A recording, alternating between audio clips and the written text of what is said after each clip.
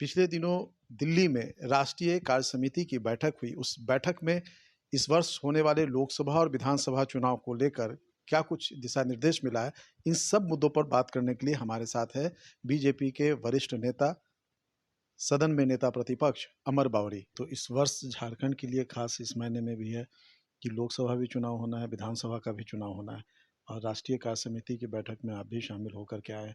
तो झारखंड को लेकर के क्या कुछ दिशा निर्देश मिला है, किस तरीके से झारखंड में आगे बढ़ना है, क्या रणनीति तय करनी है, किस दिशा में? देखिए, भारतीय जनता पार्टी का राष्ट्रीय अधिवेशन 2 दिन का संपन्न हुआ और ऐतिहासिक अधिवेशन था।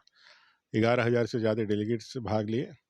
भारत मंडपम जो नई भारत की पहचान है, उस नए भारत मंडपम में यह बैठक संपन्न हुई।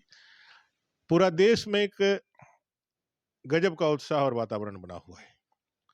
आदरणीय प्रधानमंत्री जी के 10 साल के कार्यकाल और उनके जन कल्याणकारी कार्य योजनाओं का लाभ जहां जनता के निचले पायदान पर बैठे हुए आम आदमी तक मिला है, अंत्योदय का जो हुआ का है काम, अपने देश के सामर्थ्य का जिस तरह से विकास हुआ है, आज विश्व का 5वां अर्थव्यवस्था 10 साल के इस कार्यकाल में ही भारत बन गया है।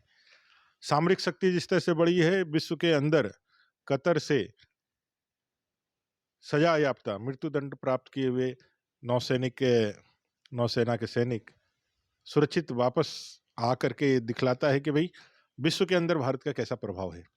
तो सभी चहुर्मुखी जो विकास 370-35 से हट करके जहां जम्मू कश्मीर में आज विकास की नई गाथाएं लिखी जा रही है, वहीं 500 साल के लंबे संघर्ष के बाद रामलला का भी प्राण प्रतिष्ठा भव्य मंदिर में हो गया है।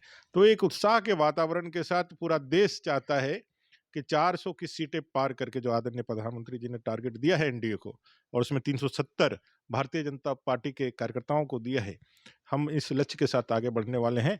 और 2047 में जो विकसित भारत का संकल्प और जो एक सपना आदरणीय प्रधानमंत्री जी ने दिखलाया है, जिसकी शुरुआत भी इसी झारखंड की जमीन से हुई थी।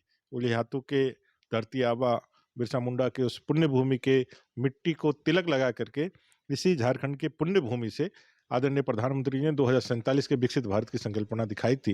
ये सारे चीज़ों को उन्होंने आह्वान किया है और भारतीय जनता पार्टी के हर एक कार्यकर्ता ने उसे अपने गांठ में बांध करके इस संकल्प को सिद्ध करने के लिए मैदान में उतर गए। 400 पार और बीजेपी के लिए अगर कहा जाए 370। अगर हम झारखंड की बात करेंगे तो झारखंड में लोकसभा की 14 सीटें हैं, अभी 12 सीटें हैं।